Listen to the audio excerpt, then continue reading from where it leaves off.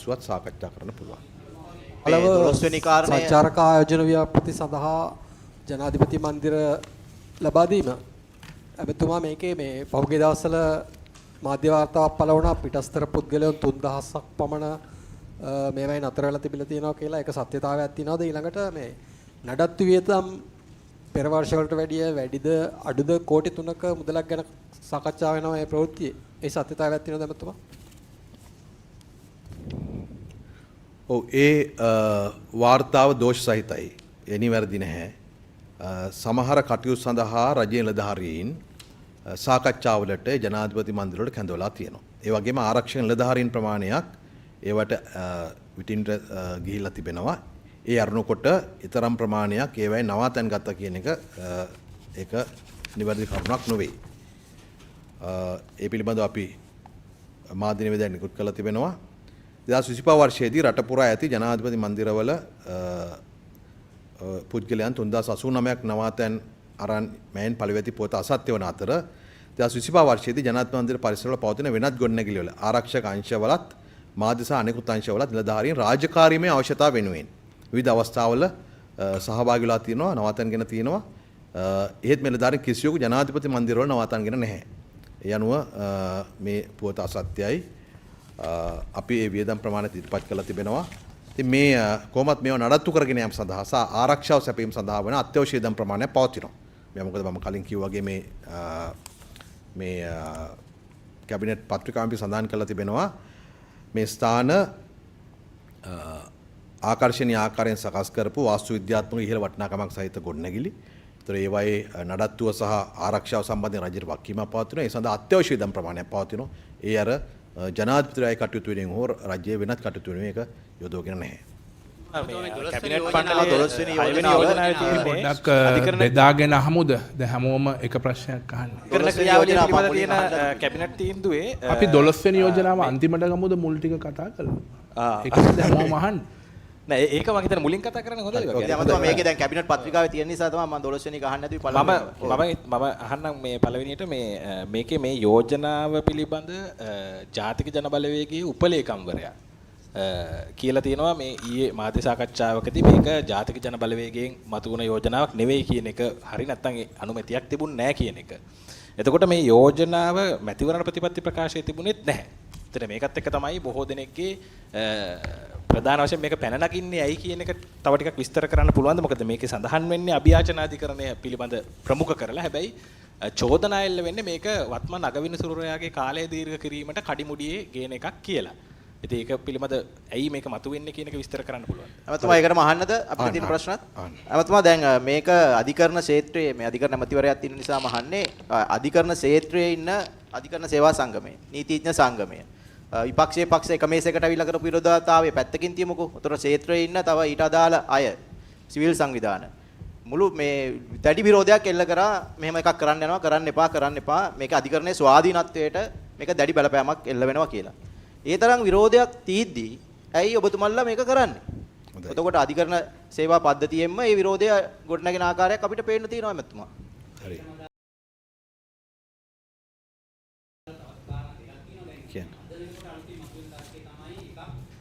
ශ්‍රේෂ්ඨාධිකරණයේ මේක කැබිනට් තීරණය ඊට පස්සේ පාර්ලිමේන්තුවට ආවට පස්සේ යෝජනාවක් විදිහට ශ්‍රේෂ්ඨාධිකරණය හැමෝට එන පෙත්සම් ඉදිරිපත් වෙද්දී අගවිනිසුරුවරයා ඉල්ලා අස්විය යුතුයි කියලාද නම් කරලා මීට ටික වෙලාවකට පෙර විපක්ෂයේ තිබුණු දයශ්‍රී ජයසේකර මන්ත්‍රීවරයා ඇතුළු කණ්ඩායම රැස් වුණු ජී.එල්. පීරිස් මහතාද හිටපු මාධ්‍ය හමුවේදී නම් කළම කිව්වා අගවිනිසුරුවරයා ඉල්ලා අස්විය යුතුයි මේ පෙටිෂන් ආවට පස්සේ. එක. දෙවෙනි එක වුන් නගන තරකේ තමයි මේ වැනි යෝජනාවක් සාකච්ඡා කරන්න තමන්ගේ වැටුප වැඩි කර ගැනීම සඳහා වූ යෝජනාවක් තමන් විසින්ම විනිශ්චය කිරීම කොයිතරම් දුරට යුක්තියුක්තද කියන කාරණේ සලකා බලා මේක යන්න ඕනේ ජනමත විචාරණයකට කියලා. මෙන්න මේ තර්ක දෙක අද දවසේ අලුතෙන් විපක්ෂය මතු කරපු තර්ක දෙක. ඒත් එක්කම මේ එතුමා දැන් තවත් චෝදනාවක් තියෙනවා. දැන් මේ නඩු ගොඩ ගැහිලා තියෙන්නේ වැඩිම නඩු සංඛ්‍යාවක් ගොඩ ගැහිලා තියෙන්නේ 15 උසාවි වල. ඒ කියන්නේ මහේස්ත්‍රාත් අධිකරණය මහාධිකරණය. නමුත් දැන් මේ විශ්‍රාම වයස දීර්ඝ කිරීමට උත්සාහ කරන්නේ ශ්‍රේෂ්ඨාධිකරණයේ මේ අභියාචනාධිකරණයේ විනිශ්චයකාරවරින්. ඉතින් මේ වගේ තත්වයකදී මේ 15 උසාවි වල තියෙන ගොඩ ගැහිලා තියෙන නඩු අඩු කරන්න මේ මොකද්ද වෙන මේ සහාය කියන එකයි තමයි සමාජයේ තියෙන ගැටලුව. අමතම ඒ සම්බන්ධව මේ දැන් ශේෂාධිකරණයට පමණයි තියෙන මූලික අයිතිවාසිකම් සම්බන්ධ බලය. එතකොට මේ සංශෝධනයත් එක්ක මූලික අයිතිවාසිකම් සම්බන්ධ බලය පළාත්බද්ධ මහාධිකරණ හෝ සිවිල් අභයාචන අධිකරණ වලට ලබා දීමට ඔබතුමාලා බලාපොරොත්තු වෙනවද මේ සංශෝධනයත් එක්ක? හොඳයි. තා තියෙනවද? ඕටිකට උත්තර දෙන්න. ඔතුමා දැන් ඊට දවසේ නීතිඥ සංගමයත් ඔවුන්ගේ සමාජිකයන් 27000කට වැඩි පිරිසක් කොළඹට කැඳවනවා.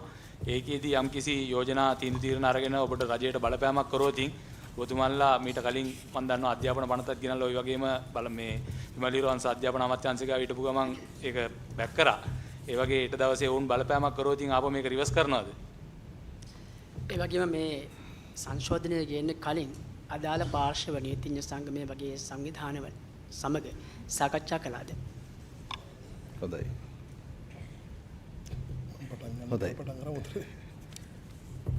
මම උත්තර මූලික පැහැදිලි කිරීමක් මට අතපසුවනක් තියෙනවනේ. සෝරි. මූලිකවම මේක ඉස්සෙල්ලාම තේරුම් ගන්නට ඕන අපි දීපු ජනතා දිවක පොරොන්දුවක් තමයි අධිකරණ වල මිනිස්සු යන රස්තිය අඩු වෙනවා. මාස ගණන් අවුරුදු ගණන් අඩු වෙනකොට මිනිස්සු නිතරම අධිකරණ රස්තිය අඩු වෙනවා. එහෙනම් අධිකරණ අනිත් පද්ධති වගේම කාර්යක්ෂම වෙන්න ඕන. ඒ කාර්යක්ෂම කිරීම සඳහා නඩුකාරවරුන්ගේ වයස් සීමාවන් වැඩි කිරීම එක පැත්තක් පමණයි. තව පැති කීපයකට අපි මැදිහත් වෙනවා. මූලිකවම රස පරීක්ෂා දෙපාර්තමේන්තුවේ ඇතු ගැටලු විසඳමින් ඒක කඩනම් කරන්න ඕන එකත් නඩු හිර වෙන තැන. ඒ වගේම නීතිපති දෙපාර්තමේන්තුවේ තියෙන ප්‍රශ්න විසඳිය යුතුයි. ඒ වගේම අධිකරණ අමාත්‍යාංශයේත් උසාවිලත් කාර්ය මණ්ඩල මේ දවස්වල රෙක්රූට් කරමින් පවතිනවා. මේ සියල්ලම කරන්නේ නඩු ලක්ෂ 11ක් ගොඩ ගැහිච්ච පද්ධතියක් අපිට තිබෙනවා. දැන් මේක වේගවත් කිරීම ඉතා අත්‍යවශ්‍ය කාරණාවක්. හැබැයි ඒක කරන්න නම් මොකද මූලික දේ? මූලික දේ තමයි සාමාන්‍යයෙන් දිනු රටක ජනගහනය මිලියනයකට නඩුකාරතුමන්ලා 40 60 අතර හෝ ඊට වඩා වැඩි ප්‍රමාණයක් ඉන්න පුළුවන්. ලංකාවේ ජනගහනය මිලියනයකට ඉන්නේ 20ක් පමණයි. ඉතින් ඇත්තෙන්ම කියනවා නම් මේ අර්බුදය දෙන්න මූලික හේතුව තමයි වසර 10ක් 15ක් තිස්සේම යම් පුරෝකතනයක් ඇතුව මේ අධිකරණ ප්‍රමාණයන් මිනිසුරුවන් වැඩි වෙන්න තිබුණා. නමුත් එහෙම නොවි ඇවිල්ලා තමයි අපිට දැන් නඩු ගොඩ ගැහිලා තියෙන්නේ. ඒතර මේක කාර්යක්ෂම කිරීමේදී මම අර කලින් කියපු අමතරව අද කාරණාවට එන්නම්. ඔබලා අරන් බැලුවොත් අපි මේ වයස් සීමා වැඩි කරන්නේ අභියාචන අධිකරණයේ සුප්‍රීම කෝර්ටේ පමණක් නෙමෙයි. අධිකරණ සංවිධාන පනත සංශෝධනය කළා දිසා විනිසුරුවන්ගේ මහේස්තරාත්වරුන්ගේ සියලුම අයගේ තමයි වසර දෙකකින් වැඩි කරන්න. වැඩි කරන මූලික දෙයක් තමයි උසාවි කාර්ය මණ්ඩල ක්‍රමවේදයන් අත්‍යවශ්‍ය වගේම නඩු වේගවත් වෙනවා අත්දැකීම් තියෙන පරිණත උදවියකින්. ඒ වගේම 1978න් පස්සේ මේ විශ්‍රාම වයස සංශෝධනයක් වෙලා නැහැ. හරිද? ඒතර ගොඩාක් අධිකරණ බල ප්‍රදේශවල කියන්නේ රටවල් වල තියෙන්නේ වයස 70. ඒතර අපි කල්පනා කළා යම් ප්‍රමාණයක් අපි රඳවා ගත යුතුයි.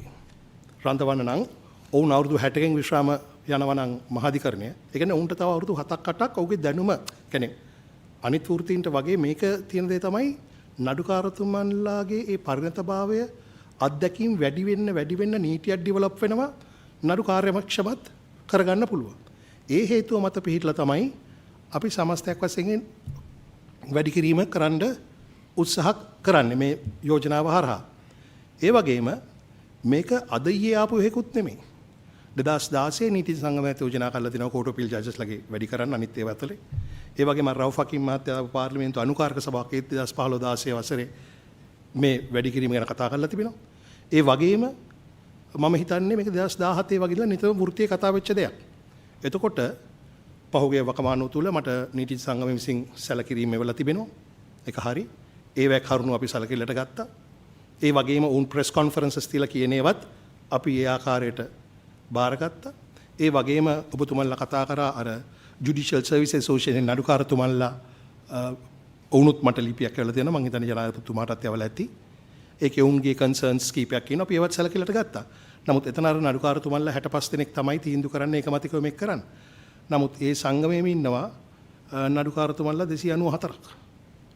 ඒ වගේම හයිකෝර්ට් ජජස්ලා ඉන්නවා 94ක්. එතකොට 388ක් වෙන තැනින් 65ක් යම් විරෝධයක් දක්වලා තිබෙනවා. හැබැයි අපේ විරෝධී තියෙන කරුණු සැලකිල්ලට අරගෙන ඒවත් අපි ප්‍රශ්න විසඳන අපි කිසි දෙයක් බැහැර කරන්නේ නැහැ. එතකොට එවන් තත්වයක් යට තමයි මේ සංශෝධනය ගේන්නේ. ඉතින් අර විපක්ෂයෙන් කියන යම් දේවල් මේ අධිකරණනේ අපි මොනවා හරි ඒගොල්ලෝ නිතරම කියන අධිකරණයේ ස්වාධීනත්වයට හානි වෙනවයි කියලා. නමුත් උන් හරියට පැහැදිලි වෙන්න කරන්නේ නැහැ වෙන්නේ කොහොමද කියලා.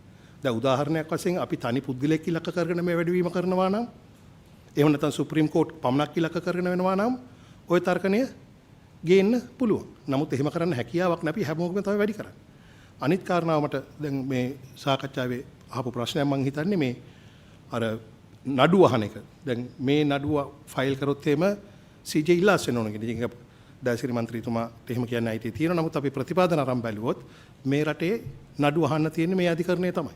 දැන් උදාහරණයක් වශයෙන් ගත්තොත් මීට කලින් අර contempt of court තියෙන අධිකරණ අපාස කරපු නඩු. කෙලින්ම අධිකරණ අපාස ඒ වහන්නෙත් අධිකරණ පද්ධතිය. ඒ වගේම ඔබලා දන්නවා මම හිතන්නේ නඩුව තාම පවතිනවා. අර විනිශ්චයකාරතුමන්ලගේ pay tax එක කැපීම සම්බන්ධයෙන් ඔවුන්ගේ නඩුකරයක් අහන්නේ මේ අධිකරණයෙන් තමයි. ඒක තමයි ප්‍රතිපාදන තියෙන විදිය. මම හිතන්නේ අර උපාලි අබේරත්න හිටපු විනිශ්චයකාරතුමෙක්ගේ අර පාරිතෝෂිකයේ විශ්‍රාමයටෙන් කපා ගන්න බෑ කියලාත් නන්නිමිතක් ආවා. ඉතින් අපේ රටේ තියෙන පද්ධතිය අනුව. ඉතින් මා විශ්වාස කරනවා මේ අපේ අධිකරණයේ ස්වාධීන මේක අහනවා. යම් කෙනෙක් CJට ඉල්ලාස් වෙන්න කියනවා නම් ඒ කියන්නේ උන්ට සැකයක් තියෙනවා මේ අපේ ස්වාධීනත්වය පිළිබඳව කර විනිශ්චයකාරතුමාගේදී ඒක අපි එතුමාගේ මතයට අපි ඒව සුදුසු ප්‍රතිචාර දක්වන්න පුළුවන්. නමුත් මූලික දේ තමයි මෙන්න මේ අරමුණෙන් තමයි අපි මේ ටික කරන්නේ. මට මොකුත් මිස්සුණාද දන්නේ නැහැ කරුණු පොදු ප්‍රශ්න කිහිපයක් අහපු නිසා.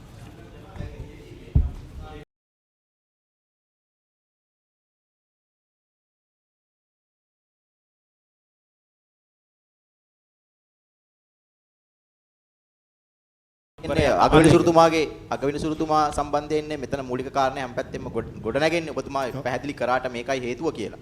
එතකොට මේ දැන් අභියෝගයක් එල්ල වෙනවා ආණ්ඩුවට මේක දෙසැම්බර් මාසයෙන් පස්සේ කරන්න කියලා. දෙසැම්බර් පළවෙනි දැන් පස්සේ කියන්නේ දැන් ඉන්න අගවිනිසුරුතුමාගේ විශ්‍රාම යාමේ වයස එනවා මේ දෙසැම්බර් මාසේ. පුළුවන් නම් ආණ්ඩුව එහෙම කරලා පෙන්නන්න කියලා. ඊටම ලේසි අභියෝගයක් ඒක ආණ්ඩුවට. ඔන්න. මොකද දැන් මේක ජනමත විචාර මේ ආණ්ඩුක ව්‍යවස්ථා සංශෝධනයකට යන්න ඕනේ. ඊළඟට පාර්ලිමේන්තුවට දාන්න ඕනේ. තව වැඩ ගොඩක් තියෙනවානේ මේක කරන්නත් මේ මූලික මේ අනුමැතිය තියෙන කැබිනට් එකෙන් ලැබිලා තියෙන්නේ.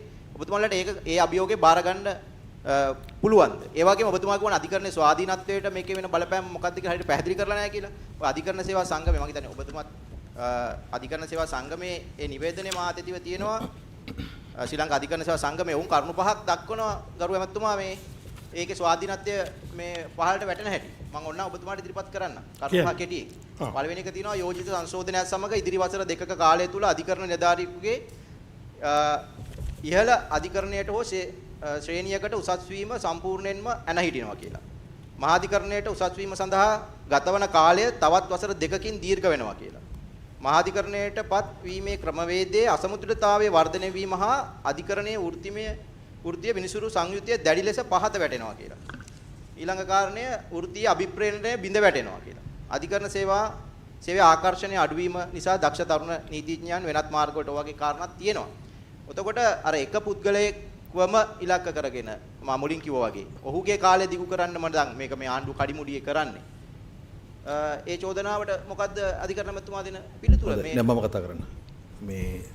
මේ කිසිවක් එක් පුද්ගලයෙක් ඉලක්ක කරගෙන කරන ව්‍යවස්ථා සංශෝධන හෝ පනත් කෙටුම්පත් සංශෝධන නොවේ.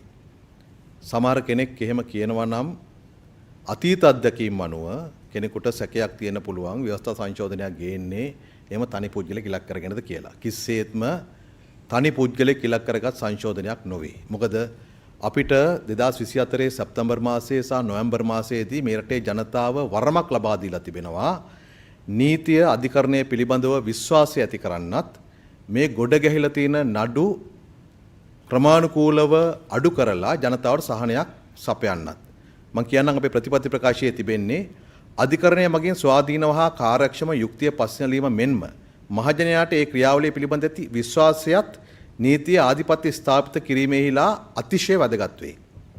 නමුත් අද ලංකාවේ මෙම ක්‍රියාවලිය අධික මිල සහිත ඔබ ඒක දන්නවා මහජනතාවගෙන් ඈත් වූ සහ ජනතා විශ්වාසය පළුදුවකි. ස්වාධීන කාර්යක්ෂම විනෝදභාවයෙන් යුත් හා මහජනතාවට දැරිය හැකි අධිකරණ පද්ධතියක් ඇති කිරීමෙන් ඒ පිළිබඳව බිඳී ගිය ජනතා විශ්වාසය නැවත ගොඩනගා ගැනීමට ජාතික ජනබලවේගය අපේක්ෂා කරයි. යනුව ප්‍රධාන මූලධර්ම තුනක් මත පදනම්ම තමයි අපි ක්‍රියා කරන්නේ. එක සාධාරණව හා සමානව නීතිය රැකවරණය කියන එක. දෙක විනෝදභාවය සහ කාර්යක්ෂමතාවය. තුන ස්වාධීනත්වය සහ ජනතා විශ්වාසය. දැන් මේ අධිකරණය සම්බන්ධයෙන් ජනතාවගේ විශ්වාසය වැඩි දියුණු කරන්නත් අධිකරණ පද්ධතිය කාර්යක්ෂම කරන්නත් ජනතාවට දෛනිකව මේ අධිකරණ කටයුතු නිසා එන බර අඩු කරන්නත් ප්‍රධාන ක්‍රියාමාර්ග කීපයක් අනුගමනය කිරීමට රජය කල්පනා කරා. එක දැනට පවතින සමහර අධිකරණ ප්‍රමාණයන් වැඩි කරන්න. උදාහරණයක් ලෙස දැනට පවතින පළාත්බද මහාධිකරණ සහ පළාත්බද සිවිල් අධිකරණ කියන දැන් ඉන්නේ අධිකරණ විනිශ්චයකාරුන් 110ක් සිටි යුතුයි. නමුත් ඉන්නේ 93යි. මේ ප්‍රමාණය 110 සිට 120 දක්වා වැඩි කරන්න අපි කටයුතු කරනවා. ඒ වගේම අභියාචන අධිකරණයේ දැනට ඉන්න පුළුවන් උපරිම සංඛ්‍යාව 20යි. ඒක 25 දක්වා වැඩි කරනවා. එතකොට එක පැත්තකින් ඉන්න අධිකරණ විනිශ්චයකාරු ප්‍රමාණය වැඩි කිරීම. දෙක තමයි අපි බඳවා ගැනීම සිදු කරනවා. යනුව මහේස්ත්‍රාත් අධිකරණ වලට මහේස්ත්‍රාතුරු බඳවා ගැනීම සඳහා කටයුතු කරමින් යනවා. ඒ අය තමයි උසස් වීම ලබන්නේ අනාගතයේදී. තුන්වෙනි කාරණය තමයි මේ අධිකරණ ප්‍රමාණය වැඩි කරනකොට මේවා කටයුතු කිරීම සඳහා පළපුරුදු අධ්‍යක්ීම් සහිත විනිශ්චයකාරු ප්‍රමාණයක් සේවයේ රඳවා ගත යුතුයි. ඒ සඳහා දැනට තියෙන ක්‍රමවේදය තමයි දැනට පවතින ප්‍රායෝගික ක්‍රමවේදය තමයි මේ විනිශ්චයකාරුන්ගේ විශ්‍රාම වයස වැඩි කිරීම. ඒ අනුවයි ශ්‍රේෂ්ඨාධිකරණ විනිශ්චයකාරුන්ගේ දැනට පවතින විශ්‍රාම වයස අවුරුදු 65 සිට 67 දක්වාත් අභියාචන අධිකරණ විනිශ්චයකාරුන්ගේ විශ්‍රාම වයස අවුරුදු 65 දක්වාත් මහාධිකරණ විනිශ්චයකාරුන්ගේ වයස අවුරුදු 63 දක්වාත් දිස්ත්‍රික් අධිකරණවල සහ මහේස්ත්‍රාත් අධිකරණවල අවුරුදු 62 දක්වාත් කියන සියලුම අධිකරණ විනිශ්චයකාරුන්ගේ සහ මහේස්ත්‍රාතුන්ගේ වයස වැඩි කිරීමට කටයුතු කරන්නේ. ඒතර මේකෙන් බලාපොරොත්තු වෙන්නේ මේ ගොඩ ගැහිලා තිබෙන නඩු ප්‍රමාණය ඊටාම කඩනමින් අවසන් කරලා ජනතාවට සහනයක් සැලසීම සහ අනිත් පැත්තෙන් අධිකරණය සම්බන්ධයෙන් විශ්වාසය ජනිත කිරීම. දැන් ඔබ ඇහුවා මේක ජනමත්චාරණයකට යා යුතුද කියලා. 1978 ව්‍යවස්ථාව සකස් කිරීමේදී ඒ සකස් කළේ ව්‍යවස්ථා නීතිය සම්බන්ධයෙන් නීති විශාරදීන්.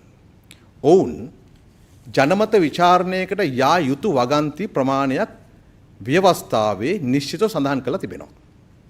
ව්‍යවස්ථාවේ 1 2 3 6 7 8 9 10 11 32 සහ 62 2. ඒතර මේවා තමයි 3න් 2ට අමතරව ජනමත්චාරණයක් අවශ්‍යයි ව්‍යවස්ථාවේ සඳහන් කරන දේවල්. මේවා හැදුවේ නීති විශාරදීන් ව්‍යවස්ථා විශාරදීන්. එතකොට මේ උපරිමාධිකරණවල ව්‍යවස්ථාවෙන් ආවරණය වෙන උපරිමාධිකරණ අභියාචන අධිකරණ සහ ශ්‍රේෂ්ඨ අධිකරණය මේ උපරිමාධිකරණවල විනිශ්චයකාරුන් සංඛ්‍යාව වැඩි කිරීමට හෝ ඒ විනිශ්චයකාරුන්ගේ විශ්‍රාම වයස වැඩි කිරීම සඳහා ජනමත විචාරණයක් අවශ්‍යයි කියලා මේ වගන්ති වල කොහෙවත් සඳහන් වෙන්නේ නැහැ.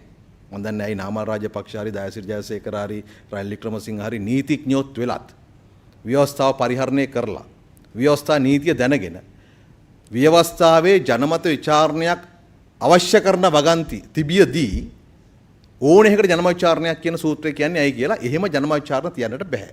සහ අපේ රටේ 2020 ඔක්තෝබර් මාසයේදී ශ්‍රේෂ්ඨාධිකරණයේ විනිශ්චයකාරුන් සංඛ්‍යාව 11 සිට 17 දක්වා වැඩි කිරීමේදී විශේෂ සංශෝධනයේ අභියාචන අධිකරණයේ විනිශ්චයකාරුන් සංඛ්‍යාව 12 සිට 20 දක්වා වැඩි කිරීමේදී විශේෂ සංශෝධනයෙන් ජනමත විචාරණයක් ඉල්ලුවෙත් නැහැ ජනමත විචාරණයකට ගියෙත් නැහැ. මොකද ඒක ව්‍යවස්ථාවේ සඳහන් වන කරුණක් නොවේ ජනමත විචාරණයක් අවශ්‍යයි කියන එක. ඒ නිසා මම හිතන්නේ මේ පවතින ව්‍යවස්ථාව පිළිබඳව අවබෝධයක් තියෙන ඕනම කෙනෙකුට මේකට ජනමත විචාරණයක් ඉල්ලන්න බෑ. සහ අධිකරණ මතුමා කිව්වා වගේම අධිකරණ මේ අනිතක මේ සංශෝධනය ඇවිල්ලා අධිකරණ විනිශ්චයකාරවරුන්ගේ ක්‍රියාව පටිපාටියක් ගැන හෝ එහෙම නැත්නම් ඔවුන්ගේ භාවිතාවක් ගැන කරන එකක් නෙවෙයි. අධිකරණ විනිශ්චයකාරුන්ගේ විශ්‍රාම වයස වැඩි කිරීම සඳහා අධිකරණ ප්‍රමාණය වැඩි කිරීම සඳහා අධිකරණය කාර්යක්ෂම කිරීම සඳහා පාර්ලිමේන්තුවට තිබෙන බලය පිළිබඳව ව්‍යවස්ථා සංශෝධනයක්. හරි. පාර්ලිමේන්තුව තමයි තීන්දුව කරන්නේ මේ ව්‍යවස්ථා සංශෝධනය ගෙනීමට ඒ ව්‍යවස්ථා සංශෝධනය ව්‍යවස්ථාවට අනුකූලයිද කෙසේද ක්‍රියා කළ යුත්තේ කියන එක පමණයි අධිකරණයෙන් විමසීමක් කරන්නේ සාමාන්‍ය ක්‍රියාපටිපාටි අනුව. ඒ නිසා මේකට ජනමත්චාරණයක් ඉල්ලන එක තීරුමක් නැති වැඩක්. ඊට පස්සේ ඔබ ඇහුවා මම අහපු ප්‍රශ්න කීපයකට උත්තර දීලා ඉන්නම්. ඔව් ඉතින් සාමාන්‍යයෙන් මෙවැනි කරුණවලදී ඕනම කෙනෙකුට තමන්ගේ අදහසක් ප්‍රකාශයට පත් කරන්න පුළුවන්. නේද? ඒක නීති සංගමේ සභාපතිතුමාටත් පුළුවන්, නීති සංගමයටත් පුළුවන්, සමහර විනිශ්චයකාරුන්ටත් පුළුවන්. ඒ අදහස් සමාජයට ඉදිරිපත් වෙනවා. ඒවා මේ සංශෝධන වල සැලකිල්ලට ගන්නවා. ඉතින් මේක අපි අපේ ප්‍රතිපත්ති ප්‍රකාශයේ බොහොම පැහැදිලිව සඳහන් වන අපේ මූලධර්ම ක්‍රියාත්මක කිරීම සඳහා වන ක්‍රියාමාර්ග මීට එහා ක්‍රියාමාර්ග මොනවද තියෙන්නේ? අධිකරණ ප්‍රමාණය වැඩි කිරීමයි, අධිකරණයට අලුතෙන් විනිශ්චයකාරු බඳවා ගැනීමයි, ඉන්න විනිශ්චයකාරුන්ගේ ප්‍රයෝජනය නැත්නම් ඔවුන්ගේ සේවා වැඩිපුර ලබා ගැනීම සඳහා විශ්‍රාම වේස දීර්ඝ කිරීමයි. මේක තමයි දැනට කළ හැකි වන්නේ. ඉතින් කවුරු හරි කියනවා නම් අධිකරණයේ පවතින නඩු ප්‍රමාණය අඩු කිරීම සහ අධිකරණයේ කාර්යක්ෂම කිරීම සඳහා මීට වඩා ක්‍රමයක් තියෙනවා කියලා ඒක සාකච්ඡා කරන්න පුළුවන්. ක්‍රියාමාර්ගයක් විදිහට යෝජනා කරනවා නම්. ඉතින් මම හිතන්නේ නැහැ කිසිම නීතිඥවරයෙක් පෙනී ඉඳී කියලා අධිකරණ නඩු ගොඩ ගහෙන්න. උන්ටත් මම හිතන්නේ සියලුම නීතිඥවරුන්ටත් නීති සංගමයටත් අවශ්‍යතාවයක් ඇති අධිකරණයේ ස්වාධීනත්වය ආරක්ෂා කිරීම සහ අධිකරණයේ විශ්වාසනීයත්වය වැඩි කිරීම සඳහා මේ නඩු ඉක්මනට අවසන් කරන්නට.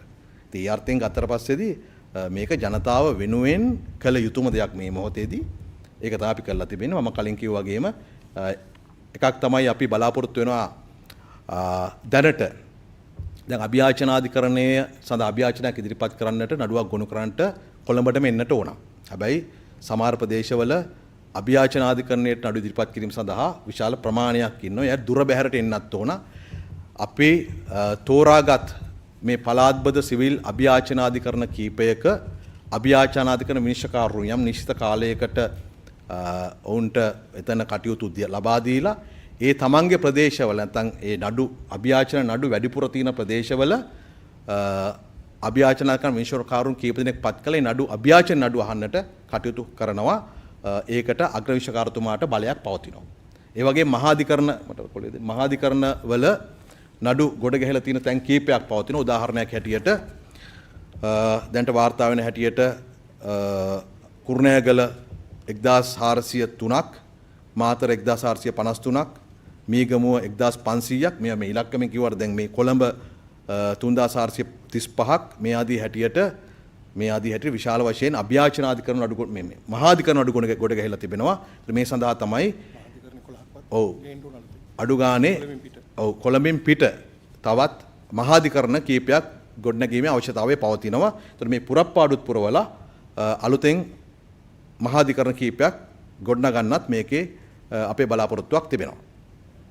ඉතින් ඒ අර ආණ්ඩුවට අභියෝගයක් එල්ල කරනවානේ දෙසැම්බර් මාසෙන් පස්සේ මේක කරන්න පුළුවන්ද කියන එක. ඒ අභියෝගේ බාර ගන්නවද? නෑ ඒක දෙසැම්බර්ද අගෝස්තුද කියන එක කවුරු හරි එහෙම කියනවා නම් ඒ කියන්නේ එක පුද්ගලෙක් ඉලක්ක කරගෙන.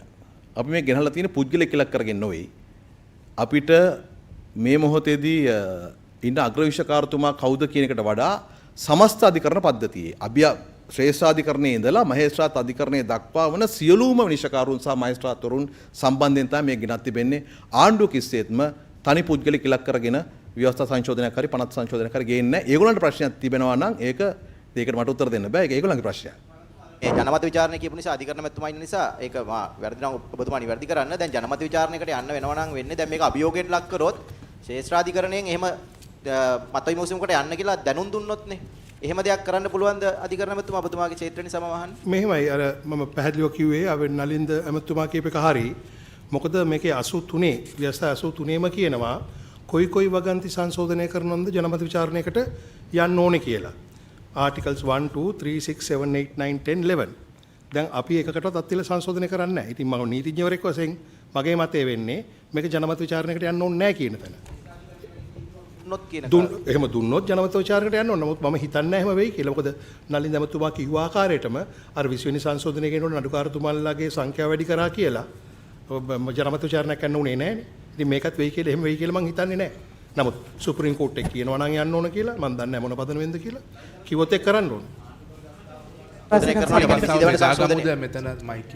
මූලික අයිතිවාසිකම් සම්බන්ධ බලය පළාත් බද මහාධිකරණ වලට නෑ ඒක නෑ. ඒක සුප්‍රීම කෝට් එකේම තියෙනවා. ඒකට සංශෝධනයක් ගේන්නේ. ඒක සුප්‍රීම කෝට් එකේම තියෙනවා. මම ඇහුවේ අර දැන් 22 වෙනි ආණ්ඩුක්‍රම ව්‍යවස්ථා සංශෝධනය එතකොට ගෙන එනවා නේද? මට අවස්ථාව දීලා පාණු සහෝදරය ඔබට ලබා දෙන්න. ඇමතුමා මේකට විරෝධය දක්වන රජයේ නීති සංගමය සහ නීති ශාස්ත්‍රයේ අනිකුත් සංවිධාන සමග මේ සම්බන්ධයෙන් සාකච්ඡා කළාද? ඉදිරියට සාකච්ඡා කරන්න බලාපොරොත්තු වෙනවද? මෙහෙමයි සමහරු ලිඛිතව කරුණු දැනුම් දීලා තිනවා විශේෂයෙන්ම අර නඩුකාරතුමන්ලගේ සංගමය. ඒකට නීතිඥ සංගමය යනාදී ගොඩක් ලිඛිත කරුණු ඉදිරිපත් කරලා තියෙනවා. ඒවා සාකච්ඡා කළා. ඒ වගේම උන්ගේ ප්‍රෙස් කොන්ෆරන්සස් වල තියෙනවා අපි ගත්තා. ඊට අමතරව මම හිතන්නේ ගිය සතියේ මගෙන් ඉල්ලීමක් කරලා තිබුණා මුණ ගැහෙන්න නීති සංගමය. ඒ අනුව මම ඒගොල්ලන්ට මේ සතියේ අපොයින්ට්මන්ට් එක ලබා දීලා තියෙනවා.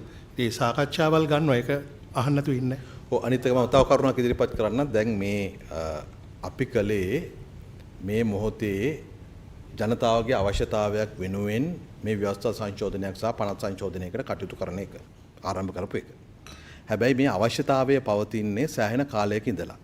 ඒ නිසා තමයි 2015 බලයේ හිටපු ආණ්ඩුව විසින් ව්‍යවස්ථා සංශෝධනය සඳහා හැදුවනේ පාර්ලිමේන්තුවේ ව්‍යවස්ථා සම්පාදක කමිටුවක්. ඒකේ හිටියා ඒකේ තිබුණා අනු කමිටු 6ක්. ඒක අනු කමිටුවක් තමයි අධිකරණය සම්බන්ධ වන අනු කමිටුව. ඒක ඒ කාලේ හිටපු අමාත්‍ය රවුෆ් හකීම් මැතිතුමාගේ ප්‍රධානත්වයෙන් පැවැත්වුණේ. ඒකේ තලතා අතුකෝරල මන්ත්‍රීතුමිය, සුමන්දිරන් මන්ත්‍රීතුමා, උදය ගම්මන්පිල මන්ත්‍රීතුමා, සුජීව සේනසිංහ මන්ත්‍රීතුමා, චන්දි විරක්කොඩි මන්ත්‍රීතුමා එහෙම හිටියා. ඒතර ඒ ආණ්ඩුක්‍රම ව්‍යවස්ථා මණ්ඩලයේ මෙහෙයුම් කමිටුව අධිකරණය පිළිබඳ අනුකාරක සභාවේ වාර්තාවක් ඉදිරිපත් කරලා තිබෙනවා පාර්ලිමේන්තුවට. ඒ වාර්තාවේ තිබෙනවා අභියාචනාධිකරණ විනිශ්චයකාරුන්ගේ වයස අවුරුදු 65ක් වෙන්න ඕන කියලා. ඉදිරිපත් කරපු වාර්තාව. ඒ වගේම මේ විනිශ්චයකාරුන්ගේ සේවාව අවුරුදු 70 දක්වා ලබා ගැනීමටත් ඕන යම් යෝජනාවක් ඉදිරිපත් කරලා තිබෙනවා. ඒ අනු කමිටු වාර්තාවේ. ඒ වගේම 2016 අප්‍රේල් මාසයේදී ශ්‍රී ලංකා නීතිඥ සංගමය ඉදිරිපත් කළා මේ ලාල් විජයනායක කමිටුවට. ඒ කාලේ ව්‍යවස්ථා සංශෝධනය පිළිබඳව පාර්ලිමේන්තු කමිටුවක් පත් කරලා තිබුණා. Recommendations of the Bar Association of Sri Lanka කියලා ඒ කාලේ හිටපු සභාපතිවරයා අලගරත්න මහත්මයා ඉදිරිපත් කළා තියෙනවා. ඒකේ තිබෙන එක retirement of judges of the Supreme Court and Court of Appeal කියන එකේ තියෙනවා the age of retirement of judges of Court of Appeal should be 65 years. ඒ නිසා මේක මේ කාලයක් තිස්සේ මේ අධිකරණවල නඩු කටයුතු වේගවත් කිරීම සඳහා එක් පාර්ශ්ව විසින් ඒ කාලෙම තමන්ගේ යෝජනා හැටි ඉදිරිපත් කළ සාකච්ඡාවට සංවාදයට බඳුන් කරපු එකක්. ඔබට මම කියන්නේ 2016 ලිපියකුත් මෙතන තියෙනවා. නීති සංගමයේ ඉදිරිපත් කරන ඕනේ අවශ්‍යතාවය හඳුනාගෙන තිබෙනවා. පාර්ලිමේන්තු අනුකාරක සභාවකත් ඒ සම්බන්ධ යෝජනා ඉදිරිපත් කළා තිබෙනවා. ඉතින් හැබැයි කවුරුත් ක්‍රියාත්මක කරන්නේ නැත්තර මේ 20 වෙනි සංශෝධනය 2020 ඔක්තෝබර් මාසයේ ඉදිරිපත් කරනකොට ශ්‍රේෂ්ඨාධිකරණයේ විනිශ්චයකාරුන් ප්‍රමාණය 11 සිට 17 දක්වා වැඩි කරන කොටත් අභියාචනාධිකරණයේ විනිශ්චයකාරුන් ප්‍රමාණය 12 සිට 20 දක්වා වැඩි කරන කොටත් මේ විශ්‍රාම යන වයස සංශෝධනය කළ යුතුව තිබුණා. අපි හිතමු උදාහරණයක් හැටියට ඒ මොහොතේදී ශ්‍රේෂ්ඨාධිකරණයේ මේ තිබුණු පුරප්පාඩු ටික සම්පූර්ණයෙන් පිරෙව්වා කියලා. 11 සිට 17 දක්වා ගියා නම් අලුතෙන් 6ක් ඕන ශ්‍රේෂ්ඨාධිකරණයට. ඒතකොට ශ්‍රේෂ්ඨාධිකරණයට 6 දෙනෙක් දාන්න වෙන්නේ අභියාචනාධිකරණයේ.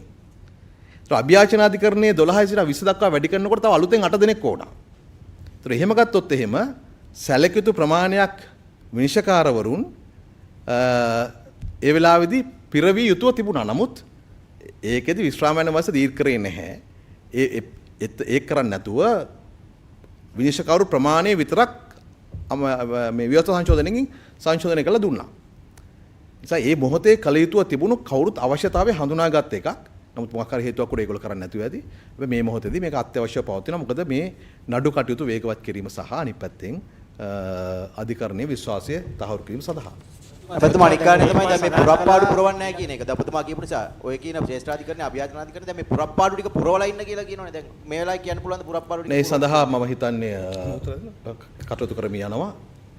ඔව් ඒ සම්බන්ධයෙන් කටයුතු කරමින් යනවා නැතුව නෙමෙයි. නමුත් ඔබලා දන්නවා උඩට පුරවන්න ඕනේ යටින් අරගෙනනේ. දැන් මේ වෙනකොට අලුතෙන්ම මහේස්ත්‍රාත්වරු 32ක් බඳවකට පුහුණුවීම් කටයුතු කරනවා. ඔවුන්ට පත්වීම් දීපුවම ජ්‍යෙෂ්ඨම මහේස්ත්‍රාත්වරු හයි කෝට් එකට යනවා. හයි කෝට් එකේ ඉන්න ජ්‍යෙෂ්ඨම අය කෝට් ඔෆ් අපීල් එකට යනවා. කෝට් ඔෆ් අපීල් එකේ ඉන්න අය සුප්‍රීම කෝට් යනවා. ඒතර මේක ක්‍රමවත්ව යටිදන් තමයි උඩට පුරවන්න තියෙන්නේ. ඒ වගේම තමයි මේ ෆන්ක්ෂන් වෙන්නේ පුරප්පාඩු තිබුණාට ඒ උසාවියට බාධාවක් වෙලා නැහැ. සායක නීති අනුකූලව ඒ ප්‍රමාණය නැතුව ෆන්ක්ෂන් වෙන්න පුළුවන්. විශේෂයෙන්ම සුප්‍රීම කෝට් එක ඉතා විශාල නඩු ප්‍රමාණයකුත් අඩු කරගෙන තියෙනවා ওই කාලය තුලම. ඒ පේන්නේ නඩු වේගවත් වෙලා තිබෙනවා. වහීමට බාධාවක් වෙලා නැද්ද? නෑ කිසිම නෑ බාධාවක් වෙලා නෑ. උදාහරණයක් වශයෙන් මම සුප්‍රීම කෝට් එකේ ඩීටේල්ස් ඔබතුමාට අරන් දුන්නා. දෙන පුරප්පාඩු තියෙනවනේ. 2025 5448ක් නඩු තිබුණා. 2025 ජනවාරි 1 වෙනිදා වෙනකොට 2026 7/14 වෙනු තියෙන්නේ 3763යි සුප්‍රීම කෝට් එකේ. ඒ ඇවිල්ලා තුරේ රාජ නඩුකාරතුමා, කුමුදුරි නඩුකාරතුමා, ප්‍රියන්ත ෆර්නන්ඩ් නඩුකාරතුමා තුන් දෙනාමත් රිටයර් වුණාන් පස්සේ මේ ඩිස්පෝසල් රේට් එක තියෙන්නේ. ඉතින් ඒක නිසා ඉස්සර සතියේ දවස් දෙකක් තුනක් තමයි සුප්‍රීම කෝට් වාඩි වෙන්නේ. දැන් දවස් 5ම වාඩි වෙනවා. ඉතින් ඩිස්පෝසල් රේට් වැඩි. දැන් තියෙන 3763යි. ඒ තුන් දෙනෙක් රිටයර් වුණාන් පස්සේ. ඒකයි මම කියන්නේ පත් කරනවා, පත් වෙනවා, අවශ්‍ය කටයුතු ජනාධිපතිතුමා විසින් සිදු කරනවා. නමුත් ඒකෙන් නඩු ඩිස්පෝසල් එකට බාධාවක් වෙලා නැහැ කියන එක මේ දත්ත හරහා පේන්න ඕනේ. නිසා මේ කටයුතු තුනම කරනවා. ලුවක් නැහැ කියලා. ඔව්. ඊට පස්සේ දැන් අනිත් පැත්තෙන් ගියාම දැන් නඩු ප්‍රමාණයත් අඩු වෙලා තියෙනවා. ඉතින් ඇයි මේ විනිසුරුවරුන්ගේ ශ්‍රේෂ්ඨාධිකරණයේ ඒ සුප්‍රීම කෝට් එකේ මොකද හේතුව ඔබතුමා බැලුවොත් පල්ලෙහා තියෙන තත්ත්වය ඊට වඩා ගොඩාක් වෙනස්. හරිද? දිසාධිකරණ සහ මහේස්ත්‍රාත් අධිකරණවල. එහෙමයි. දැන් ඒවයි ඉන්න විනිසුරුවරු අවුරුදු 30 50 අතර තමයි වැඩිපුර පිරිසක් ඉන්නේ. ඔව්. නමුත් දැන් මේ තත්ත්වයේ තිබියදී අය ඔබතුමන්ලා මේ පිළිබඳ වැඩි අවධානයක් යොමු කරන්නේ. ඒ අවධානයක් යොමු කරලා තිබෙනවා. මොකද හේතුව නඩුකාරවරු 32ක් බඳවගෙන තියෙනවා. 50ක් බඳව ගන්න උත්සාහ කළේ ජේසී අපිට ලැබෙන තොරතුරු අනුව ආපු කට්ටියගෙන් සුදුසු කට්ටිය 32යි. ඒ කට්ටිය බඳවගෙන දැන් පුහුණු කිරීම යනවා. අපිට තව මහේස්ත්‍රාත් උසාවිය අරින්න තියෙනවා.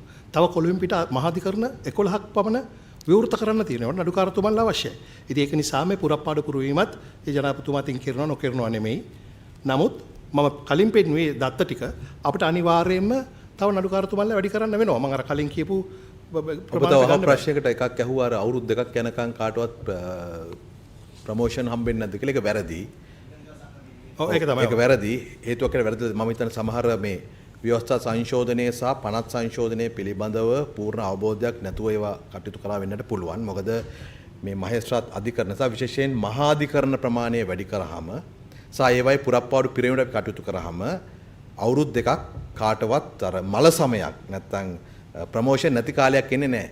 ඒ වගේම අභියාචනාධිකරණය සහ ශ්‍රේෂ්ඨාධිකරණයේ පුරප්පාඩු පිරිවීමට කටයුතු කරනවා. එතකොට කාටත් ඒ කාලය තුලදී තමන්ගේ සුසුකම් අනුව ඒ තියෙන මේ අධ්‍යක්ීම් කාලය අනුව ඉහළට යන්න පුළුවන් කමක් තියෙනවා. ඒ නිසා කිසිසේත්ම මෙතන අර අවුරුදු දෙකක් එක තැනක නතර වෙලා තිබෙන්නේ නැහැ. ඒක නතර වෙනවා අපි පුරප්පාඩු පිරෙවි නැත්තම් සහ අධිකරණ ප්‍රමාණය වැඩි කර නැත්තම්.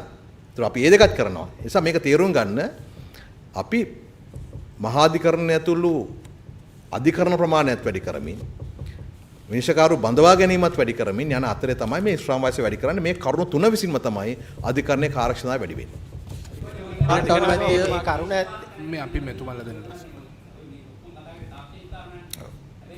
දවස් වෙනකොට මේකට එරෙහිව ගෙන එක ප්‍රධානම චෝදනාවක් තමයි මේ සංශෝධන සියල්ල ඉලක්ක වෙන්නේ දේශපාලන දඩයමක් සඳහා කියන එක. දේශපාලන නායකින් දඩයම් කිරීම සඳහා කියන කාරණේ තමයි අද දවසේ අද පෙරවරුවේ තිබුණු සියලු මාධ්‍ය හමුවල මේකට විරුද්ධව තිබුණු තැන්වල කතා වෙච්ච කාරණේ. මේකට ආණ්ඩුවට දෙන්න පුළුවන් උත්තර. කවුද කියන්නේ? මමත් ඒ ප්‍රායෝජික කියන්නේ මේ හැම තැනකදීම අපි ප්‍රශ්න කරන දේ තමයි කවුද නායකයෝ කියලා. උන් කියන්නේ නායකයෝ කවුද කියලා. නමුත් උන් කියනවා නායකින් දඩයම් කිරීම සඳහා. ඕනේ ඇත්තටම ඔව්.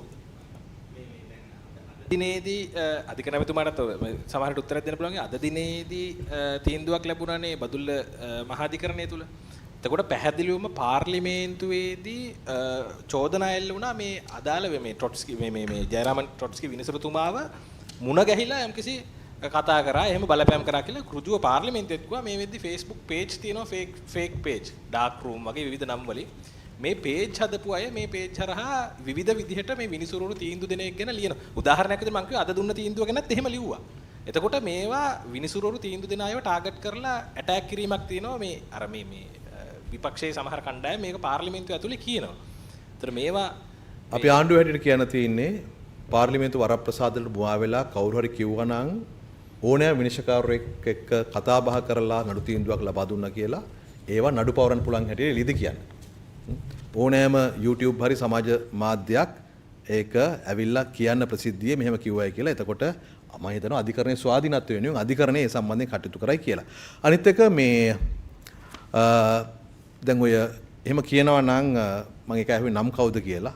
නාමල් රාජපක්ෂද, චාමර සම්පත්ද, රනිල් වික්‍රමසිංහද, සුජීව සේනසිංහද ඒ කවුද කියලා කිව්වොත් අපිට කියන්න පුළුවන් ඔවුන්ගේ දැන් මේ ව්‍යවස්ථා සංශෝධනයට කලින් අධිකරණ සේවා පනත සංශෝධනයට කලින් දැන්ටමත් ඔවුන්ගේ නඩු දින ලබා දීලා තිබෙනවා මං හිතන්නේ. නේද? සමහර කෙනෙක් අප පිට ඉන්න පුළුවන්, සමහර කෙනෙක් නඩු දින ලබා දීලා තියෙන්න පුළුවන්. එතකොට මේක ඒ අයගේ නඩු කටයුතුත් එක්ක සම්බන්ධයක් නැහැ. එතකොට ජනතාවගේ බලාපොරොත්තු මේ රටකට දික්මන් කරන එක. හැබැයි ඒකෙන් ඔබ අහපු ප්‍රශ්නයෙන් පෙන්눔 කරන්න වෙන මොකුත් නෙමෙයි. ඒ අයට තිබෙන ප්‍රශ්නය මේ ජනතාවගේ නඩු කටයුතු ඉක්මන් කර ගැනීමට අපි දරන උත්සාහය නොවේ. Tamanට එල්ල වෙලා තිබෙන චෝදනා, Tamanට ගොනු වෙන නඩු වලින් ගැලවීම සඳහා කුමක් හෝ උපක්‍රමයක් පාවිච්චි කිරීම. ඒකට මේගොම් බන්ධනාගාර සිද්ධිය පාවිච්චි කරන්න පුළුවන්, ඒක පාවිච්චි කර ගන්නවා. පෝට් සිටි එකේදී නේද දෙපිරිසක් ගහ ගැනීම පාවිච්චි කරන්න පුළුවන්, ඒක පාවිච්චි කර ගන්නවා. ඒගොල්ලන්ට මේ වෙලාවේ තිබෙන මාරාන්තික ප්‍රශ්නය තමයි Tamanට එල්ල වෙලා තිබෙන චෝදනා, පරීක්ෂණ, විමර්ශන, නීතිපති දෙපාර්තමේන්තුවේ නඩු පැවරීම සහ නඩු ගොනු කිරීම, නඩුවට දින ලබා දීම. ඒ කටයුතු සිදුවෙමින් පවතිනවා. ඊට අමතරව මේ රටේ දෛනිකව නේද ඉඩම් නඩු අතුරු නඩු ප්‍රමාණයක් දෛනික ජනතාවට මුහුණ දෙන්න ප්‍රශ්නයක් තිබෙනවා. අපි අවධානය යොමු කරලා තිබෙන්නේ අන්න ඒ සම්බන්ධයෙන්.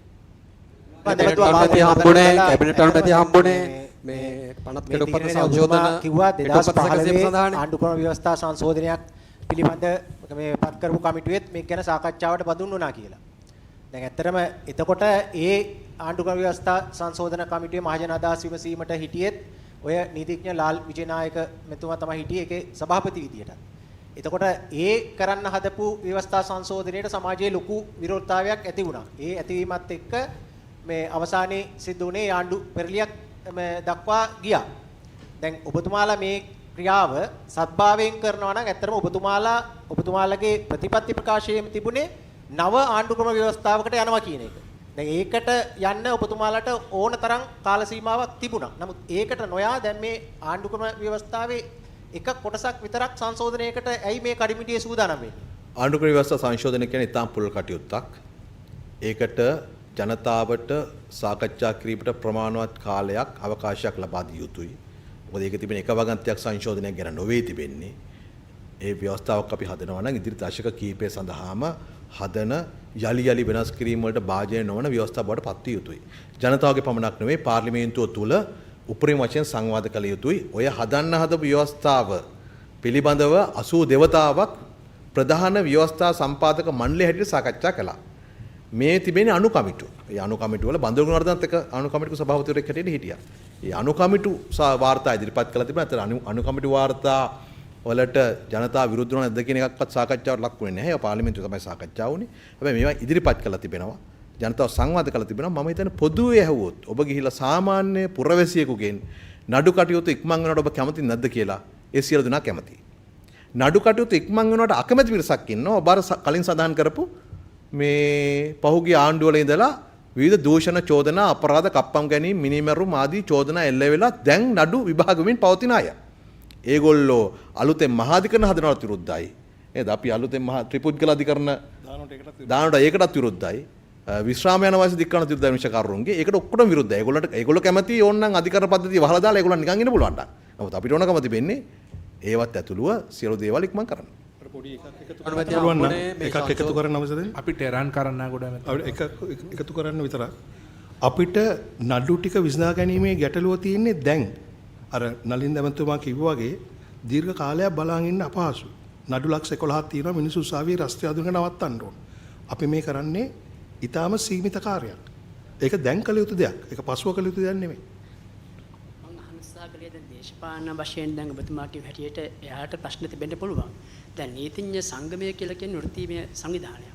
ඉතින් නීතිඥ සංගමයේ සභාපතිවරයා මේකට දැඩි විරෝධයක් පළ කරනවා. ඒකට හේතුව මොකක්ද? නීති සංගමේ සභාපතිවරයාට නීතිඥවරුන්ට මේ ගැන විවිධ අදහස් තියෙනවනේ. අදහස් දක්වන්න තියෙන අයිතිය අපි ගරු කරනවා. ඒවට අපි හුම්කම් දෙනවා. ඒවා සාකච්ඡා වෙලා තිබෙනවා තැන්වල. මම හිතන්නේ කාටත් ඒ අදහස් ප්‍රකාශ කරන්න තිබෙන අවස්ථාව පිළිගැනීමට අපි බැඳී සිටිනවා. අපි ඒක කරනවා. ඒ නිසා ඒක මම හිතන්නේ කෙසේ නමුත් මම බලාපොරොත්තු වෙනවා නීති සංගමයටත් නීතිඥවරුන් හැමදෙනාටමත් තමන්ට මේ තිබෙන නඩු පොලිම අඩු කරගන්න උවමනාවක් ඇති කියලා. උදාහරණයක් ඇටියට අපේ සෞඛ්‍ය සේවා විශේෂඥ වෛද්‍යවරු ඇතුළු වෛද්‍යවරුන්ට සෞඛ්‍ය මණ්ඩලයට තිබෙනවා මේ තිබෙන පෝලිං අඩු කරගන්න උවමනාවක්. ඒ වගේම නීතිඥවරුන්ටත් ඇති එහෙම උවමනාවක්. ඒකට තියෙන ප්‍රායෝගික විසඳුම් තව තියෙනවා යෝජනා කරන්න. දැනට තියෙන ප්‍රායෝගික විසඳුම් තමයි මේ ඉදිරිපත් කළා තියෙන්නේ.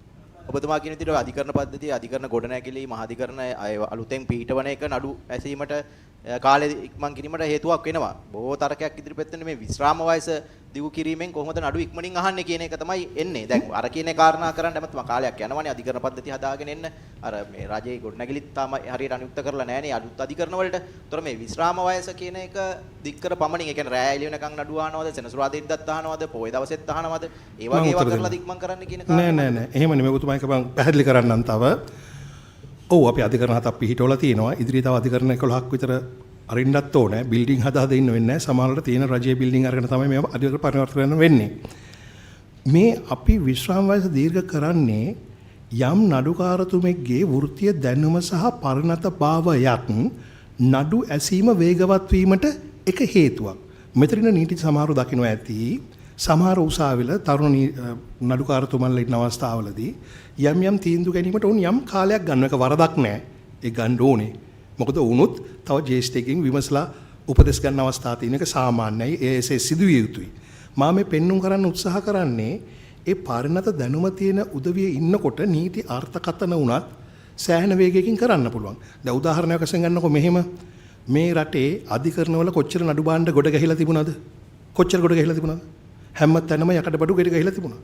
නමුත් වර්තමාන අග්‍රවිංශකාරවරයාගේ ආවයන් පස්සේ මං හිතන්නේ ඒවා සියල්ලම අලෙවි කළා උසාවි සුද්ධ කළා රුපියල් මිලියන 953 ආදායමක් ගේනවා. ඒ කියන්නේ මොකද්ද? කිසිදු නීතියක් වෙනස් කරේ නැහැ. නමුත් ඒ තිබුණු දැනුම හැකියාව අනුව තිබෙන නීතියෙන් මේක අර්ථකථනය කරලා ප්‍රයෝජනය ගත්තා. ඉතින් මම විශ්වාස කරන්නේ මේ වයස වැඩි කිරීමේ පරමාර්ථය ඇවිල්ලා ඒ පරිණත හැකියාවන් තබා ගැනීම. හැබැයි ඒක විතරක් තිබිලා බදී. උසාවි කාර්ය මණ්ඩලෙ ඉන්න ඕන, අලුත් උසාවියෝනේ. මේ සියල්ලම කරන ගමන් තමයි මේක කරන්නේ. ඒක තමයි මම මේ කියන්නේ පරිණතභාවයේ දැනුම නඩු වේගවත් කරන්න ඉවහල් වෙනවා කියන එක අපි හැමෝම දන්න දෙයක්. හැබැයි ඒක එකක් පවණයි. ඕක තමයි පැහැදිලි කිරීම. වේගයේද ජනතා විමුක්ති පෙරමුණේ. ජාතික ජන බලවේගය. ඔව් ජාතික ජන බලවේගයේ විධායක කමිටුවේ ලාල් විජයනායක මහත්මයා කියනවානේ මෙහෙම එකක් සාකච්ඡා කරෙත් නැහැ. මම මේක විධායක කමිටුවේ ඉන්න කෙනෙක්. එයාට සද්ද වහලා ඉන්න කිව්වා, කතා කරන්න එපා කිව්වා. ඔය වගේ කාරණා ගොඩක් ලාල් විජයනායක මහත්මයා ජේෂ්ඨ නීතිඥවරයෙක්. ඔහු කරුණු වගේක් එල්දරව් කරනවා. તો ජාතික ජන බලවේගය ඇතුලේ මේකට ඒ කියන්නේ මොකක්ද බෙදීමක් තියනවද දැන්? කිසිම බෙදීමක් නැහැ. ජාතික ජන බලවේගයේ මම ඔබට කිව්වා මේ ප්‍රතිපත්ති ප්‍රකාශය අනුව අපි කටයුතු කරන්නේ.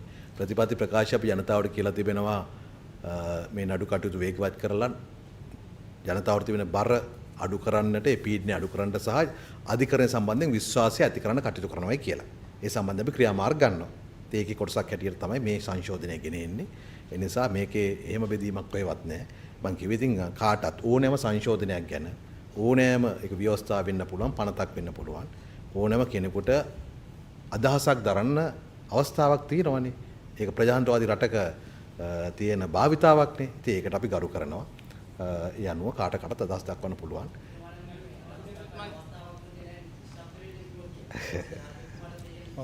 ඒක තමයි අධිකරණ ඇමතුමා කිව්වනම් හොඳයි. එතුමානේ දැන් ජාතික ජන බලවේගය නියෝජනය කරන්නේ.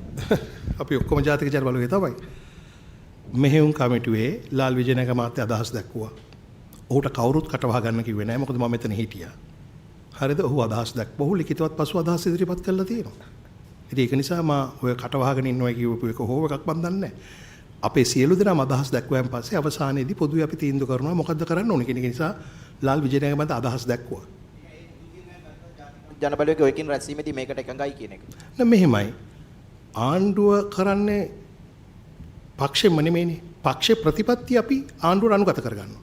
එතකොට එතන සාකච්ඡා වුණේ මොකද රජයේනේ ප්‍රශ්න තියෙන ආණ්ඩුවේ ප්‍රශ්න තියෙන නඩු විසඳ ගන්න නඩු ඉක්මන් කරන එක මේවා අපි ගිය අවුරුද්ද ගම්ම බලපු දත්ත මේ තියෙන්නේ මම ඔබතුමාට කිව්වේ. ඒතර ඒක ඉක්මන් කරගන්න රජයක් වශයෙන් අපිට මේ පියවර ගන්න උවමනාවක් තිබුණා. එතනදී ප්‍රතිපත්ති මේ තීන්දුවක් ගන්නකොට ඒක එතන සාකච්ඡා වුණා. ඒතර පොදු එකඟතාවයක් තිබුණා. හැබැයි ලාල් විජයනායක මහතා එකඟ වුණේ නැහැ. අපි මේ පසු කළට අවස්ථාව අදමු ගොඩක් කළා. අමතම මේ දැන් විවිධ මේ පාර්ශවයෙන් විරුද්ධත්වයක් එල්ලෙද්දී නම් අපි දැක්ක මේ කලින් හිටපු මේ අභියෝජන අධිකරණ සභාපති නුසුරුවරයා නිශංක බන්දුල කරනවාට නේ. ඒතකොට ඔහු සම්බන්ධව දූෂණ චෝදනා බෙන්ච් ෆික්සිං වගේ චෝදනා තියදී අපි දැක්කේ නැහැ කවුරුත් විරුද්ධ වෙනවා. සහ නමුත් වර්තමාන අගනුසුරුවරයාට එහෙම චෝදනා කෙල්ලුවේ නැතුවත් විරුද්ධ වීමක් පෙන්වන්නේ ඒක මම දැක්ක සුජීව සේරසිංහ මන්ත්‍රීවරයා කියලා තිබ්බත් මාර්තු ජනවාරි වල කලින් આવත එතුමා ඉල්ලා අස්වෙනවා කියලා දూరే. ඒ පළවෙනි ප්‍රශ්නේ. දෙවෙනි ප්‍රශ්නේ දැන් මේ නඩු ඉක්මන් කිරීම නම් ඔබතුමාගේ බලාපොරොත්තුව දැන් සුජීව අස්වෙනවා කියලා තිබුණේ. සුජීව අස්වෙනවා කියලා තිබ්බ මේ ජනවාරිට කලින් ගෙනවොත්. එතකොට දෙවෙනි ප්‍රශ්නය තමයි මේ දැන් නඩු ඉක්මන් කිරීම නම් තමයි බලාපොරොත්තුව නීතිපති කාර්යාලය මේ සම්බන්ධව තීරණයක් ගන්න නැත්තේ මේ ස්වාධීන අභිජෝත කාර්යාලය. මොකද දැන් අපි දැක්ක රනිල් වික්‍රමසිංහගේ නඩුව තාම මේ ෆයිල් කරනකොට තාම ඒකට වෙච්ච දෙයක් නැහැ. එතකොට දැන් දිල්ලු මහමුදුමගේ මම දැක්ක ඔබතුමාගේ මම හවර මේ දරුවෙක්ට ගණිකාවක් කිව්ව එක නීතිපතිට කිව්ව වෙච්ච දෙයක් නැහැ. එතකොට දැන් කියන්නේ ගොඩාක් මේ නඩු තියෙනවා. එතකොට දැන් මේ පල්ලේ මෙහෙම ප්‍රශ්න නඩුව ගොඩාක් නඩු වලට වෙච්ච දෙයක් නැහැ නීතිපති කාර්යාලය. නීතිපති කාර්යාලයට ගියොත් ගියාම මේ වගේ එකක් තියෙන අර මේ කොටස් කාර්යාලයට ගියා වගේ. එතකොට ඒ නඩුවක එළියට එන්නේ නැහැ වගේ ප්‍රශ්න තියෙනවා. එතන ඉක්මන් කළ යුතු නැද්ද මේ නඩුව යොගවත් කිරීම අවශ්‍ය නැහැ නීතිපති කාර්යාලය නේද මෙතන වැඩිපුරම ප්‍රමාදය තියෙන්නේ. මෙමයි නීතිපති කාර්යාලයත් එක තැනක්. නමුත් එතනත් විශාල කාර්ය මණ්ඩල හිඟයන් තිබෙනවා. ඔවුන්ගේ ප්‍රොසිකියුටර්ස්ලා 65ක් පමණ ඉන්නේ. ඒ වගේම ඔවුන්ගේ ප්‍රොමෝෂන්ස් වල ගැටලු ඇවිල්ලා දැන් ඒක PSC එකට ලියලා තියෙනවා. ඒ වගේම අලුතෙන් 50ක් නිලධාරීන් බඳව ගන්න දැන් මේ දවස්වල 30ක්ද කොහෙද බඳවගෙන ඉඳලා තව 50ක් බඳව ගන්න කටයුතු කරනවා. එතන ඩිජිටලයිස් කරනවා. ඒ වගේම ඩිජිටල් කරණයටත් අපි යොමු වෙලා තියෙනවා. විශේෂයෙන්ම අධිකරණ පද්ධතිය ඔබ දන්නවා ඇති supreme court court of appeal එකෙන් ඊ-ෆයිලිං යන්නේ මේ මාස 31 වෙනිදා අපි කමර්ෂල් හයි කෝට් දක්වා ගේනවා. නීතිඥවරු ඇත්තටම කියන්නේ ඒ නිසා ඒගොල්ලෝ වියදම් ගොඩක් අඩු වුණා කියන කාරණාව සහ කැමැත්තකට ප්‍රකාශ කරලා තියෙනවා. ඉදිරියේදී 15ට මේක ගෙනියන්නට ඕන. එතන නීතිපති දෙපාර්තමේන්තුවේ ගැටලු සම්බන්ධයෙන් සාකච්ඡා කරමින් ඒක විසඳමින් ඉන්නේ. ඒක හරියි. ඒ වගේම ස්වාධීන අභිචෝදක කාර්යාලය සම්බන්ධයෙන් ලෝ කමිෂන් එක සිළුම් පාර්ශ්වයේ කමිටුව සාකච්ඡා කරමින් පවතිනවා. එතන නොයෙකුත් අදහස් තිබෙනවා. සමහර අභිචෝදක කාර්යාලය ගේන්න අවශ්‍ය බවට කරුණු දක්වනවා. තව කවුරුත් කියනවා නැහැ අපිට නීතිපතිවරයා කාර්යක්ෂම කිරීම හරහා මේක කරන්න පුළුවන්. තවම වුන් අවසාන වාර්තාවක් අපිට දීලා නැහැ. හැබැයි ටිකක් කල් ගියා තමයි. ඒක ඉක්මන් කරලා ගන්නට ඕන. නමුත් නීතිපතිවරයාගේ පමාව මම නම් දකින්නේ අධිකරණ ඇමතිවරයා හැටියට එතන තියෙන ඉන්න නිලධාරීන්ගේ සංඛ්‍යාව වැඩි වීම. ඔවුන්ට කරන්න තියෙන නඩු ප්‍රමාණය වැඩි වීම. උපදෙස් දෙන්න තියෙන ප්‍රමාණය වැඩි වීම. ඔවුන්ම තමයි නොයෙකුත් කමිෂන්ස් වලට යන්නේ. ඔවුන්ම තමයි රජයට උපදෙස් දෙන්නේ. ඔවුන්ම තමයි උදේ ඉඳන් හවස වෙනකල් අධිකරණවල ඉන්නේ. එතකොට යම් පමාවක් හිටිනවා. ඔබ හරි. එතන තියෙන පමාව විසඳන්න තමයි අපි දැන් කටයුතු කරමින් ඉන්නේ. මම කිව්වේ තැන් කීපයක්. නීතිපතිගේ පමාව එතන ඇති වෙන ප්‍රශ්න විසඳීම, රස පරීක්ෂක කාර්යාලය මේ වගේ තැන් කීපයක් අපි හඳුනාගෙන තියෙනවා. එකක් තමයි අධිකරණ පද්ධතියේ තියෙන බොටල්නෙක් එක. හරි. මතක තියාගන්න මේ එකක්වත් එක ආණ්ඩුවක් ඉන්න කාලෙක ඕව අවුරුද්දෙන් දෙක වෙච්ච ඒවා නෙමෙයි අවුරුදු 15ක් තිස්සේ ස්නෝබෝල් වෙවි ආපුවා තමයි තියෙන්නේ. ඒව විසඳන්න තමයි අපිට වගකීම තියෙන්නේ. අධිකරණ සේවා ආඥාපනතත් මේ සංශෝධනය කිරීමක් වෙනවද මේකෙදි? මොකද? අධිකරණ සේවා ආඥාපනත. ඒ කියන්නේ දැන් ওই අධිකරණ සේවයේ ඉන්න නිලධාරීන් උන්ගේ කාලේ දිගු කිරීමක් ඉල්ලුවා. නෑ මේ අධිකරණ සේවා සංවිධාන පනතයි ව්‍යවස්ථාවයි තමයි සංශෝධනය වෙන්නේ. එමත්වා මේ ව්‍යවස්ථා සංශෝධනයේ අධිකරණයේ බලපෑමක් කියලා විපක්ෂය චෝදනා කරනවා. ඇත්තටම මේක අධිකරණයේ බලපෑමක්ද? කිසිම බලපෑමක් නැහැ. බලපෑමක් වෙන හැටි ඒගොල්ලෝ කිව්වොත් උත්තර දෙන්න පුළුවන්. ඒගොල්ලෝ නිතරම කියනවා ස්වාධීන තර්ජනය වෙනවා කියලා. නමුත් ඇත්තටම මේකට කරුණක් ඉදිරිපත් වෙන්නේ නැහැ. ඇත්තට බලපෑම් වෙන්නේ එක තැනක් තමයි අර කිව්වාගේ මේ අධිකරණ විනිශ්චයකාරවරුන්ට බලපෑම් කළා තීන්දුව වෙන වගේ දේවල් කිව්වහම තමයි බලපෑම් වෙන්නේ. එහෙම දේවල් වෙලා නැහැ. මොකද මේ 2019 පෙබරවාරි මාසයේ වෙච්ච සිදුවීමකට අදාළව තමයි ඔය චමින්දේශිරි මන්ත්‍රීතුමාට අද තීන්දුවක් ලැබෙන්නේ. අවුරුදු 7කට පස්සේ. ඒ කවුරුහරි කියනවා නම් එහෙම මේ විනිශ්චයකාරු බලපෑම් කරයි කියලා. ඒකෙන් විනිශ්චයකාරු බය කිරීම තමයි ඒගොල්ලන්ගේ පරමාර්ථය. ඒකයි බලපෑම. මේ කාරණා ඉදිරි පියවර පැහැදිලි කරොත් දැන් කැබිනට් අනුමැතිය ලැබුණා. මේකෙන් ඉස්සරහට වෙන්නේ දැන් ආණ්ඩුක්‍රම ව්‍යවස්ථා සංශෝධනයකට යන එක පාර්ලිමේන්තු ක්‍රියාපිළිවෙත ඒ කාරණා දැන් කොහොමද සිද්ධ වෙන්නේ? දැන් ආණ්ඩුව මේ පියවර ඉදිරියට ගෙනියනවනේ. කොච්චර විරෝධතා ඒ දේවල් මතු වුණත් සාකච්ඡා ඉදිරියට තිබුණත් දැන් මේ පියවර අරන් යනවනේ මේ ආණ්ඩුවගත තීරණේ. කොහොමද ඉදිරියට ඒ කටයුතු ක්‍රියාත්මක වෙන්නේ? කොයි වගේ කාලයක් මේක සඳහා වැය වෙයිද? අවසාන මේක සංශෝධනය වෙලා මේ කටයුතු මේ මිනිසුරුන්ගේ විශ්‍රාමයේ වයස දීර්ඝ වෙන ඒ තීරණය කවදා ඉඳන් බලාත්මක වෙයිද? සාමාන්‍ය මේ වගේ ව්‍යවස්ථා සංශෝධනයකදී පනත් සංශෝධනයකදී ගැසට් කරන්නට පාර්ලිමේන්තු ඉදිරිපත් කළා තියන්නට ඒ වගේ මේකට එරෙහිව අධිකරණයට යන්නට ආදී නියමිත කාලයක් පවතිනවා. ඒ කාලය අවසන් වෙනවා සාමාන්‍යයෙන් ඔය සමස්ත කාලයට සති 8ක් මාස දෙකක් වගේ කාලයක් ගත වෙයි. කරන්න පුළුවන්. දෙසැම්බර් කියලා එකක් නැහැ. දැන් අද තාම අගෝස්තු පටන් ගත්තේ නැහැ. මාස දෙකක් මේ දෙසැම්බර් එක ඔබතුමා සමා වෙන්න. ඔය දෙසැම්බර් කතාව එන්නෙම වෙන අරමුණක් සහිතවනේ. අපි ඉන්නේ එතන නෙවෙයිනේ. අපි ඉන්නේ හැම විනිශ්චයකාරතුමාගෙන් වැඩි කරනවා. අපි හේතු දැන් ඇති වෙන්න පැහැදිලි කරා. මේ දෙසැම්බර් දැන් ඒත් ඔබතුමාගේ පතේ මම කියන්න උත්සාහ කළේ මේ දෙසැම්බර් කතාව කොහෙන්ද ඔබතුමා අල්ලගන්නේ? මම හිතන්නේ විපක්ෂයෙන් අල්ලගන්න කොයි තියෙන්නේ. මොකද ඒකෙන් පෙන්නුම් කරන්නේ ඔවුන්ට වර්තමාන අග්‍රවිනිශ්චයකාරවරයාත් එක්ක ප්‍රශ්නයක් ඇති. අපිට කවුරු ආවත් මේ අධිකරණ ස්වාධීනව නඩුව අහනවා. අපිට ඒක අදාළ වෙන්නේ නැහැ ඉන්නේ කවුද කියන එක. මොකද දැන් ඉන්න කට්ටිය කොහොමත් කරන්නේ රටේ නීතිය අනුව තමයි නඩුව අහන්න ඕන. එහෙම නැතුව අපිට එතන කවුද ඉන්නේ කියන එක ප්‍රශ්නයක් නෙමෙයි. නමුත් අර පරිණතභාවය තියාගන්න අවශ්‍ය නිසා අද්දකින් බහුල කට්ටිය තියාගන්න අවශ්‍ය නැහැ කියන සංශෝධනය. ওই කතාව සම්පූර්ණයෙන් වෙන තැනකින් අල්ලා ගැනීමක්. ඒකයි ඔබතුමාට දොස් කියනවා නෙවෙයි. මම අර අපි උඩුවන අන්තිම අවස්ථාවේදී